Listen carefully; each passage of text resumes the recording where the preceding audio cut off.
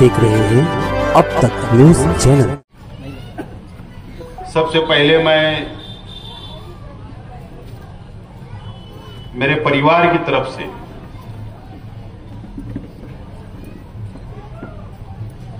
राजू भाई ग्रुप के तमाम ही नौजवान साथियों का मैं शुक्रिया अदा करता हूं कि शेख रशीद साहब के इंतकाल के बाद शहर में सबसे पहले आपने तिब्बी सामान वक्फ करने का फैसला किया और मस्जिद आमना अशरफी को आज आप और हमारी मौजूदगी में जो मेरे पीछे स्टेज के ऊपर हॉस्पिटल का जो पलंग हॉस्पिटल में जो होता है वो आपको नजर आ रहा है, व्हील चेयर नजर आ रही है, ऑक्सीजन की मशीन नजर आ रही है। ऐसे कई तिब्बी सामान नौजवानों ने खरीदकर अपने जाती पैसे से शेख रशीद साहब को इस सवाब के लिए मस्जिद को वक्फ कर रहे हैं। मैं मेरी परिवार की ओर से, मेरे तमाम ही नौजवान साथियों की ओर से आपका बहुत बहुत शुक्रिया अदा करता हूं और अल्लाह से दुआ करता हूं अल्लाह ताला आपको खूब खूब जज़ाए खैर अता फरमाए। और पहला कदम आपने बढ़ाया। अभी तक हमने परिवार ने फैसला नहीं किया कि हमको सामाजिक कौन सा काम करना चाहिए शेख रशीद साहब के नाम से, गरीबों की किस तरीके से मदद होते रहना चाहिए शेख रशीद साहब के नाम से, या हमको और क्या शेख रशीद साहब की याद में करना चाहिए। आज तक अभी तक हमने फैसला नहीं किया, लेकिन ये गुरुवार वार्ड के नौजवानों ने, आपने एक कदम आगे बढ़ाया। मैं आपको मुबारकबाद भी देता हूं और आपका शुक्रिया भी अदा करता हूं। ये नौजवान साथी शेख रशीद साहब के इंतकाल के बाद मेरे पास आए और मुझको कहने लगे कि हम लोग ये चाहते हैं कि शेख रशीद साहब के इसाले सवाब के लिए हम लोग राशन की किट तकसीम करना चाहते हैं। मैंने उनसे कहा कि राशन की किट मत तकसीम करो, आप जरूर करना, लेकिन रमजान महीना आएगा जब करना। लेकिन शहर में जरूरत किस चीजों की है? ये जो सामान आपको तिब्बी नजर आ रहा है, ये शहर में एक या दो अदारे सिर्फ आवाम की खिदमत के लिए अपने जाती रुपया पैसे से गरीबों की मदद करते हैं। सिर्फ एक या दो अदारे हैं और ऐसे कई 100 अदारे की जरूरत आज हमें शहर के अंदर है, जो इस तरीके का सामान गरीब आवाम के लिए एकदम मिनिमम चार्ज में, एकदम कम पैसे में वो वक्फ करे और आवाम और गरीब आवाम का तो फायदा किस तरीके से मिले, ये कदम उठाना चाहिए। मैंने उनको मशवरा दिया। उसी वक्त बैठे हुए मैंने उनको मोबाइल नंबर भी दिया कि सामान फला जगह मिलता है, आप जाओ। और ये नौजवानों ने उसी वक्त वहां पर गए, ऑर्डर दिया और आज आप लोगों के सामने सामान नजर आ रहा है। गरीब के घर में अगर कोई बीमारी हो जाए तो आमतौर पर हॉस्पिटल के अंदर 2 दिन 3 दिन वो बेड के ऊपर रहता है, पलंग पर रहता है।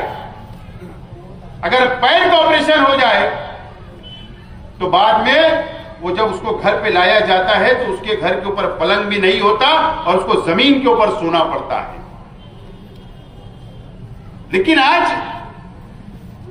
ये पलंग आपको नजर आ रहा है जो हॉस्पिटल के अंदर होता है, ये जो मस्जिद को दिया जाएगा, जहां तक मेरी मालूमात है कि ये लोग मस्जिद के जिम्मेदारान को वक्फ करेंगे तो सिर्फ 10 रुपया रोज या 5 या 15 रुपया रोज का वो रेट रखेंगे ताकि गरीब भी अदा कर सके।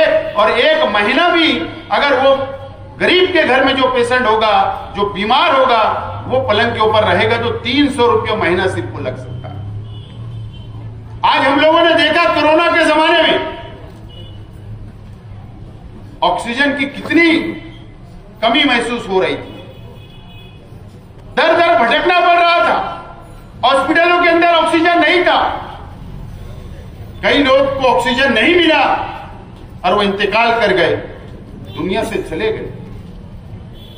जरूरत इस बात की है कि हॉस्पिटल के अंदर, आईसीयू के अंदर ऑक्सीजन होता है, लेकिन एक गरीब, उसके घर के लोगों को अगर 40 दिन जरूरत पड़ जाए, 50 दिन उसको अगर आईसीयू में रखने की जरूरत पड़ जाए और ऑक्सीजन उसको लगेगा, तो वो क्या करेगा? उसके पास तो इतना रुपया पैसा नहीं होता कि वो जेब से आईसीयू का बिल भर सके, हॉस्पिटल का पैसा अदा कर सके। कम से कम उसके लिए राहत होगी कि यह ऑक्सीजन मशीन अगर चंद पैसों के अंदर रोजाना भाड़े पर, किराए के ऊपर अगर उसको घर के अंदर मिल जाए, तो वो चाहे 2 महीना लगे, वो ऑक्सीजन मशीन उसके पास रहेगी और उसको ऑक्सीजन मिलता रहेगा। ये कितनी बड़ी चीज है, आज हमको नजर नहीं आ रही है। व्हील चेयर, कोई अगर मरीज होता है, वो चल नहीं पाता,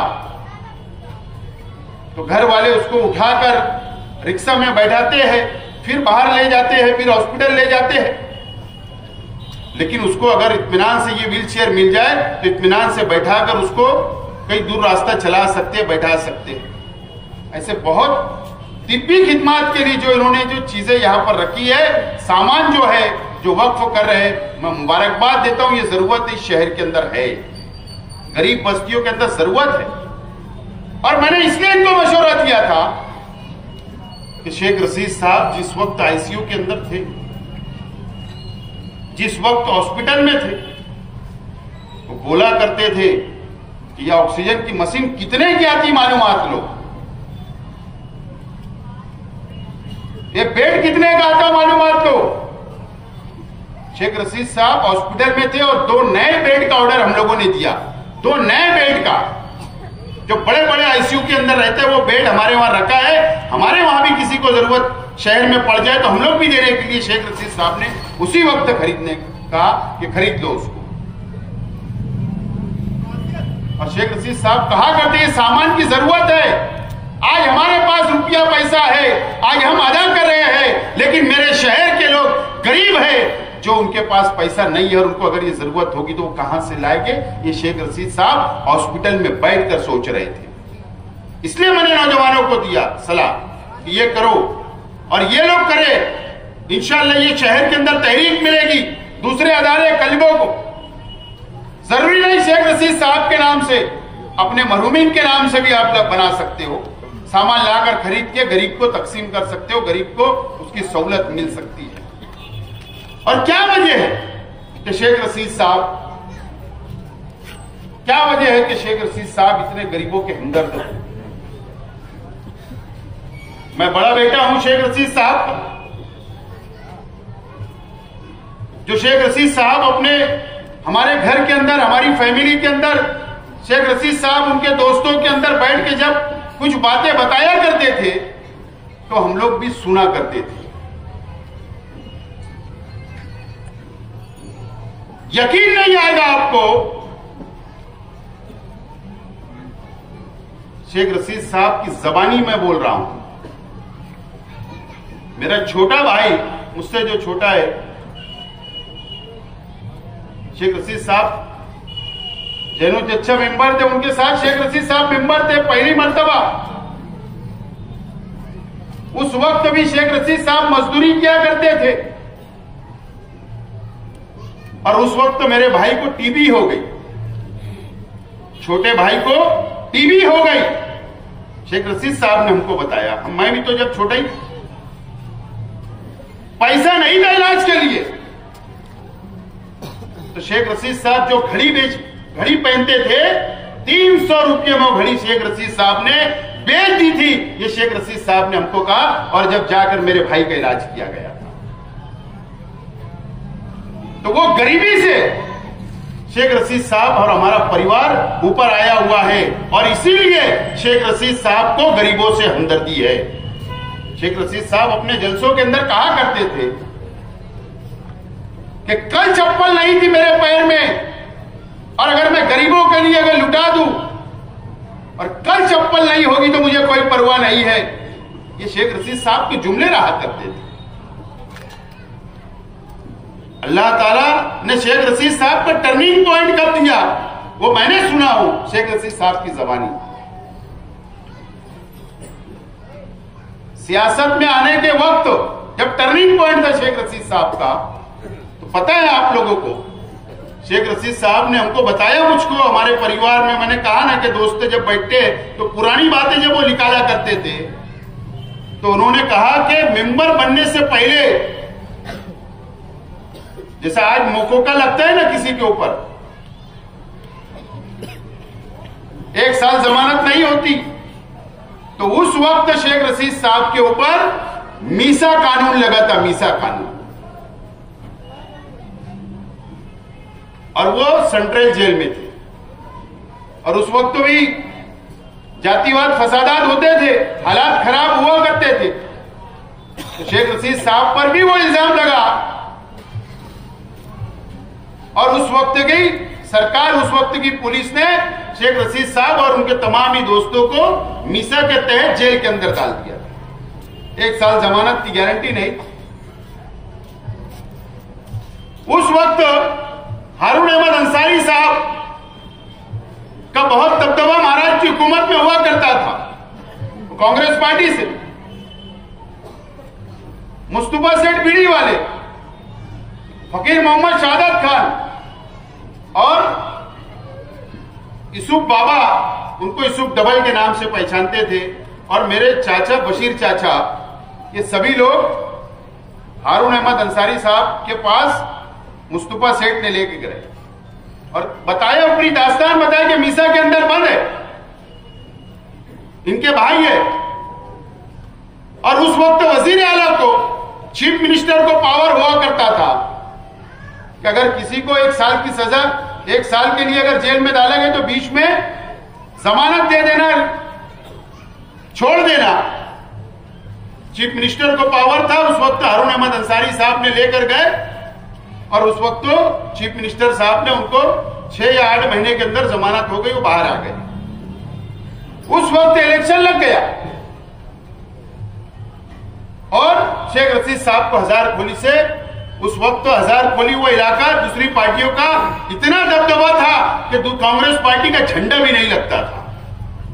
उस वक्त तो शेख रशीद साहब को टिकट दे दिया गया और शेख रशीद साहब चुनकर आ गए, तो वो सियासत में आए और गरीबों के, जो गरीबी उन्होंने देखी, गरीबों के हमदर्द बन के पूरी जिंदगी गुजार के वो दुनिया से चले गए। लेकिन शेख रशीद साहब ने बहुत दिलचस्प बात उस वक्त कही कि अगर बोले मैं मीसा से मैं जमानत नहीं होती तो मेरे दोस्त जो जेल के अंदर इतने साथी बन गए थे, मुंबई के लोग जो कंपनी से ताल्लुक रखते थे, बोले अगर मैं छूटता नहीं था तो बोले मैं भी मुंबई चले जाता था और कंपनी ज्वाइन कर लेता था। अब ज्यादा खुल के तो नहीं बोल सकते, लेकिन कंपनी ज्वाइन कर लेता।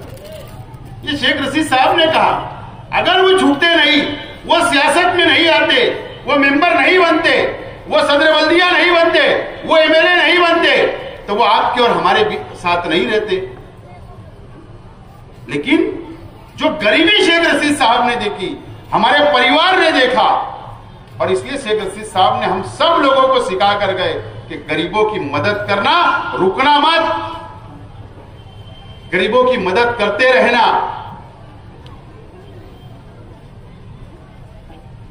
और आप लोग देखिए, शेख रशीद साहब सियासत में भी आए तो शेख रशीद साहब ने अगर सबसे ज्यादा तवज्जो अगर कही दी तो सलम बस्तियों के अंदर दी, झोपड़पट्टियों में दी। मुझे याद है कि गुलशेर नगर डिपू के अंदर शेख रशीद साहब एमएलए बने, जब तक पानी की पाइपलाइन नहीं थी। शेख रशीद साहब आए, पानी की पाइपलाइन आई, मुझे याद है। जब पानी पहुंचा, जब गटरें बनी, जब रोड तामीर हुए, ऐसे अनेक झोपड़पट्टियों के अंदर ऐसी हालत थी जब तक शेख रशीद साहब एमएलए नहीं थे। शेख रशीद साहब ने सियासत शुरू की, एमएलए बने, 2 मरतबा मेयर बने, सबसे ज्यादा तवज्जो झोपड़पट्टी के विकास कि मेरा मजदूर, मेरा गरीब साथी उन झोपड़पट्टियों में रहता है, क्यों ना उसको अच्छी सहूलत मिले, क्यों ना माँ बहनों को पानी मिले, क्यों ना उसको अच्छी सड़क मिले, गटर मिले, स्वच्छता मिले। ये शेख रशीद साहब की सोच, और वही मिशन लेके इंशाल्लाह हम भी चल रहे और आगे भी हम लोग चलते रहेंगे। उसके अंदर कोई रुकावट इंशाल्लाह नहीं आएगी। लेकिन ये सियासी मंच नहीं है। सियासी मंच तो अभी हम लोग लगाएंगे और उसके बाद पूरी सियासी बात होगी। लेकिन आप तमाम ही लोगों को इस बात का मैं यकीन दिलाता हूं, हमारे परिवार की तरफ से, कि आप लोग इत्मीनान रखें। शेख रशीद साहब ने जिस तरीके से शहर के गरीबों को लेकर चला है, आपके सुख दुख के अंदर शामिल हुए शेख रशीद साहब, जिस तरीके से गरीबों की मदद शेख रशीद साहब ने की,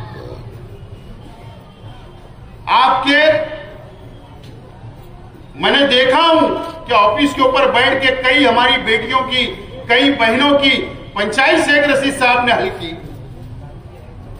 वो तमाम ही काम जो समाज के, जो गरीबों के, हर काम शेख रशीद साहब जो किया करते थे, इंशाअल्लाह हम लोग कोशिश करेंगे कि उसी रास्ते के ऊपर चले, आप लोगों की मदद करते रहे, आप लोग के सुख दुख में रहे और आप लोगों के मसाइल हल करते रहे। इस बात का मैं वादा करता हूं मेरी परिवार की तरफ से और हम तमाम ही लोगों की तरफ से।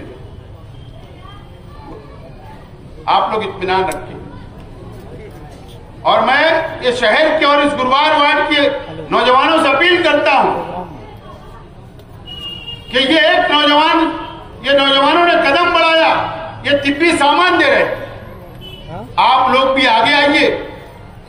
जरूरत है इस शहर के गरीबों की मदद करने के लिए, जरूरत है एक दूसरे का साथ देने के लिए, और इंशाअल्लाह मुझे उम्मीद है कि यहां से एक नई तहरीक मिलेगी और ये नौजवानों की तर्ज पे हम लोग भी चलेंगे और गरीबों का साथ देने की कोशिश करेंगे।